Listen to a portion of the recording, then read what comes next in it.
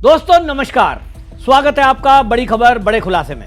दोस्तों, जम्मू कश्मीर के पूर्व राज्यपाल और पाकिस्तान की भाषा बोलने वाले सत्यपाल मलिक अचानक से अस्पताल में भर्ती हो गए। कहा जा रहा है कि उनको यह पता लग चुका था कि सीबीआई अब जो उनके ऊपर भ्रष्टाचार के केस में जांच कर रही है, अब उसमें चार्जशीट दाखिल होने वाली है। असल में अब चार्जशीट दाखिल हुई तो सत्यपाल मलिक के नाम 2 भ्रष्टाचार के केस का खुलासा हुआ है, जिसको लेकर अब ये कयास लगाए जा रहे हैं कि सत्यपाल मलिक को सीबीआई कभी भी गिरफ्तार कर सकती है। लेकिन सत्यपाल मलिक को शायद इसका आभास हो गया था और इसीलिए अब ये कहा जा रहा है कि वो अस्पताल में भर्ती हो गए।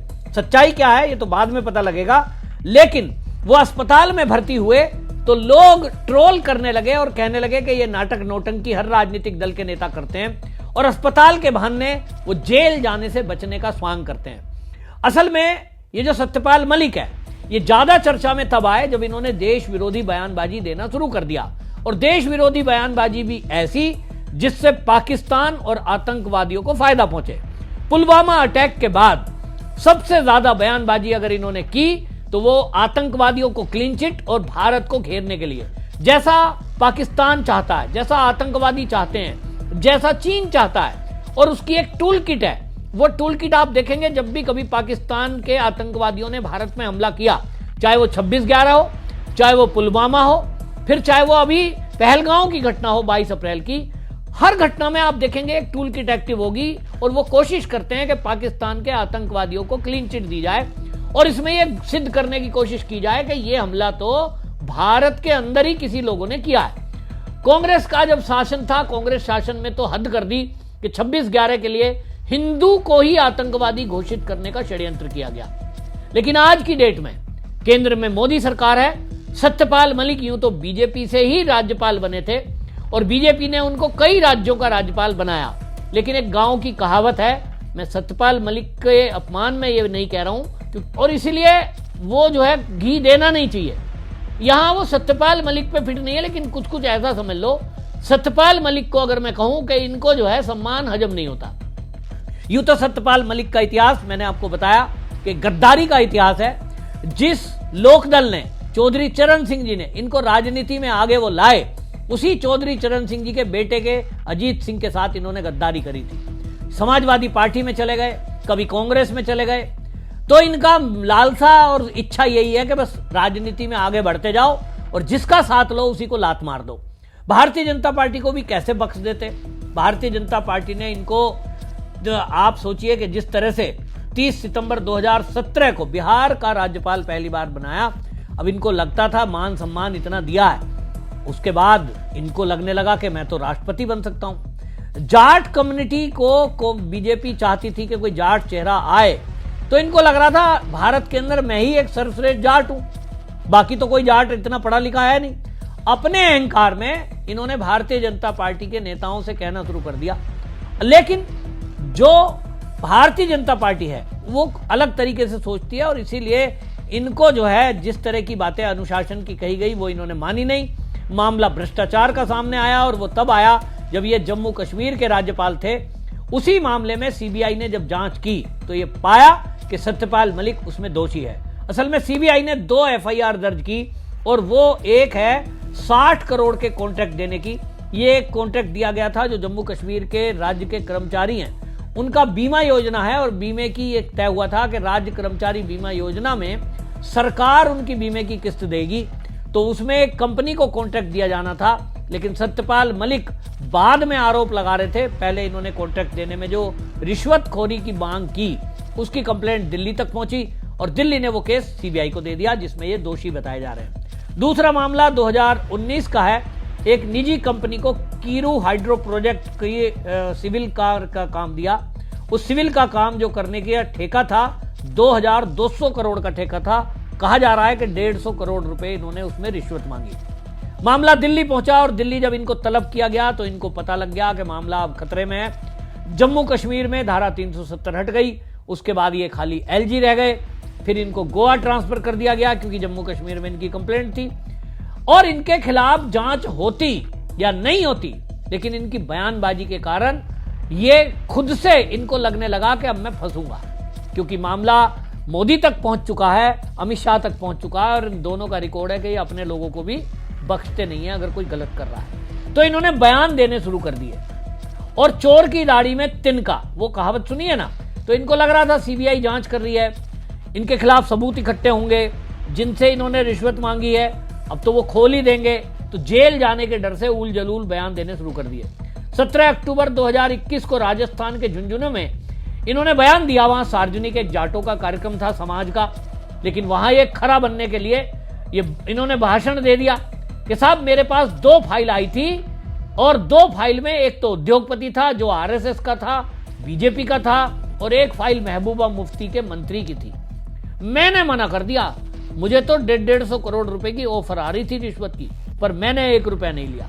मतलब अपने आप को कट्टर ईमानदार घोषित करना अरविंद केजरीवाल की तर्ज पर इन्होंने कोशिश की। उसके बाद इनको लग रहा था कि अब मुझे बिरादरी के लोगों का मैं नेता बन जाऊंगा। फिर किसान आंदोलन खड़ा हुआ। अब ये किसके इशारे पे हुआ ये किसी को बताने की जरूरत नहीं है। तो ये कांग्रेस का कैसा प्यारा बनूं, कैसे मैं इस किसान आंदोलन को लीड करूं, उस तरह की बयानबाजी करने लगे। मोदी को धमकाने लगे, इन किसानों को वापस मत भेजना, और मोदी तो बड़ा खतरनाक है, इनकी बात नहीं सुन रहा है, इनकी एमएसपी की मांग जायज है। इस तरह के बयान दिए जो किसानों का आंदोलन चलाने वाले, खालिस्तानी मूवमेंट चलाने वाले लोग पीछे से सपोर्ट कर रहे थे, उनको ये सहारा दे रहे थे अपने बयानों से, और केंद्र सरकार की फजीयत करा रहे थे। इसी में बयानबाजी में इन्होंने पुलवामा अटैक को लेकर भी एक विवादित बयान दे दिया। पुलवामा अटैक को लेकर जो इन्होंने बयान दिया वो देश विरोधी बयान था, और वो ऐसा बयान था कि उसको विदेशों तक में पाकिस्तान ने कोट किया, इंटरनेशनल प्लेटफॉर्म पर कोट किया कि देखिए जम्मू कश्मीर का जो राज्यपाल रहा हो वो खुद कह रहा है कि पुलवामा अटैक उन्हीं की सरकार की कमी से हुआ, इसका पाकिस्तान के आतंकी या पाकिस्तान सरकार से कोई लेना देना नहीं है। इसने ये कह दिया था कि जो पुलवामा अटैक हुआ 300 किलो आरडीएक्स गाड़ी में लेकर घूम रहे थे, और मुझे उसकी जानकारी सूत्रों के हवाले से पता लगी थी, लेकिन केंद्र ने इस पर कुछ नहीं किया। मैंने कहा था कि जो सुरक्षा बल मूव करने वाले हैं उनको तो प्लेन से ले जाना चाहिए। उन्होंने 5 एयरक्राफ्ट मांगे थे और केंद्र ने उसको मना कर दिया। अगर केंद्र वो एयरक्राफ्ट दे देता तो ये घटना नहीं होती। मैंने इस पर पहले भी कहा है कि केंद्रीय सुरक्षा बल जनता की सुरक्षा के लिए हैं, देश की सुरक्षा के लिए हैं, उनको उनकी सुरक्षा की जरूरत नहीं पड़ती है। जम्मू कश्मीर में चप्पे चप्पे पर वो तैनात हैं, उनकी पोस्टें बनी हुई हैं, और खूंखार जगह भी बनी हुई हैं जहां आतंकियों के गढ़ कहे जाते हैं। लेकिन वो कहीं भी मूवमेंट करते हैं तो रोड के रास्ते ही करते हैं। अगर के सुरक्षा बल भी हेलीकॉप्टर और हवाई जहाज से मूव करने लगेंगी तो जम्मू कश्मीर की आम जनता को वो क्या मैसेज देंगे कि हम ही सुरक्षित नहीं है तो तुम्हारी सुरक्षा कैसे करेंगे। और इसलिए सत्यपाल मलिक कोरा झूठ बोल रहे थे, क्योंकि वो ये भावनाओं को हर्ट करना चाह रहे थे अर्धसैनिक बलों की, ताकि विद्रोह हो जाए। आपको कुछ ऐसे वीडियो भी मिले होंगे। अर्धसैनिक बलों का एक वीडियो है जिसमें वो ट्रक में बैठे हैं और कोई कह रहा है साहब हमें ट्रक जो है ऐसा दे दिया इसमें गोली पार हो जाएगी। मतलब एक षड्यंत्र किया गया था ताकि अर्धसैनिक बलों में और सेना में विद्रोह करा दिया जाए। सत्यपाल मलिक उसी तरह के बयान दे रहे थे जो देश विरोधी ताकतें चाहती हैं। तो एक सवाल यह भी उठ रहा था, अब तो यह सीबीआई का केस भ्रष्टाचार का है, लेकिन एक सवाल मैंने भी पिछली वीडियो में उठाया था कि क्या सत्यपाल मलिक के संबंध किसी ऐसी एजेंसी या कैसे संगठन से है जो हमारे भारत के देश विरोधी ताकतों के हाथों की कठपुतली है, जो पाकिस्तान के आतंकवादियों को सेव करना चाहती है, जो पाकिस्तान को सुरक्षित करना चाहती है आतंकी हमलों में। जिस तरह की बयानबाजी सत्यपाल मलिक ने की है उसका एक एक बयान ऐसा है जिसमें राष्ट्रद्रोह की धाराओं में इसको जेल के अंदर बंद हो जाना चाहिए। लेकिन मुझे लगता है कि भारतीय जनता पार्टी ने इसलिए इनको जेल नहीं भेजा क्योंकि उनको लग रहा है कि चलिए अपना ही आदमी है, सुधर जाएगा। लेकिन सत्यपाल मलिक ने सुधरने का कोई अपना कोशिश ही नहीं की। आप आइडिया लगाइए कैसे कैसे लोगों को इसने, और अब तो फिर पहलगांव पे भी इनने बयान दे दिया कि ये तो मोदी की गलती से हुआ है, मोदी इस पे माफी मांगे। मतलब हर आतंकी हमले में मोदी दोषी है इसके हिसाब से। आप सोचिए, करण थापर, सत्यहिंदी.com, अजीत अंजुम, सौरभ शुक्ला, नीलू व्यास, बीबीसी चैनल, ऐसे ऐसे लोगों को इसने इंटरव्यू दिए। यानी प्लान करके ऐसे चैनलों को, ऐसे लोगों को इंटरव्यू देना जो देश विरोधी एजेंडा चलाते हैं। करण थापर अभी हाल ही में पहलगांव हमले के बाद भी इनका इंटरव्यू लेके आया है, और बयानबाजी आपको बताऊंगा तो आप कहेंगे कि कैसा आदमी है। जिसको भारतीय जनता पार्टी ने इतना मान सम्मान दिया, इनको साइड में पड़े हुए थे और ये आदमी को उन्होंने राज्यपाल बनाया, लेकिन वो कहावत है कि कुत्ते को घी हजम नहीं होता। मुझे लगता है इनको मान सम्मान हजम नहीं होता। मैं सत्यपाल मलिक के लिए वो नहीं बोल रहा हूं उदाहरण, गांव की एक कहावत है इसलिए मैंने ऐसा कह दिया। इनके बयान सुनिए और आप तय करिए कि सत्यपाल मलिक क्या किसी आतंकी संगठन से कुछ लाभ प्राप्त कर रहे थे, या किसी देश विरोधी ताकतों के हाथ की कठपुतली बने हुए थे, या कोई चीन या पाकिस्तान का कोई एजेंडा चलाने के लिए बयानबाजी कर रहे थे। ये फैसला आपका है। बयान मैं बताता हूं। 2 नवंबर 2021 को इन्होंने बयान दिया। पुलवामा अटैक के वक्त PM Modi Corbett national park में अपनी शूटिंग करवा रहे थे। बाहर आकर पीएम ने एक ढाबे से मुझे फोन करके पूछा क्या हुआ। मैंने कहा था ये हमारी गलती से हुआ। तब मुझे चुप करवा दिया गया और कहा गया इस मुद्दे पर किसी को कोई बयान मत देना, चुप हो जाओ। अब आप आइडिया लगाइए, पुलवामा इतना एक संवेदनशील मामला है। हमारे 40 जवान वीरगति को प्राप्त हुए थे, आतंकी हमला हुआ था, और ये ऐसा बदतमीजी वाला बयान दे रहा है कि प्रधानमंत्री शूटिंग करवा रहे थे और एक ढाबे से आके उन्होंने मुझे फोन किया।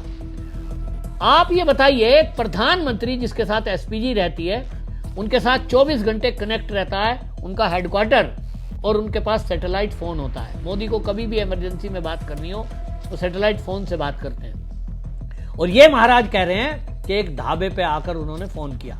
दूसरा, 25 अप्रैल 2023 को एक बयान दिया और इन्होंने कहा देश बहुत गलत आदमी के हाथ में है।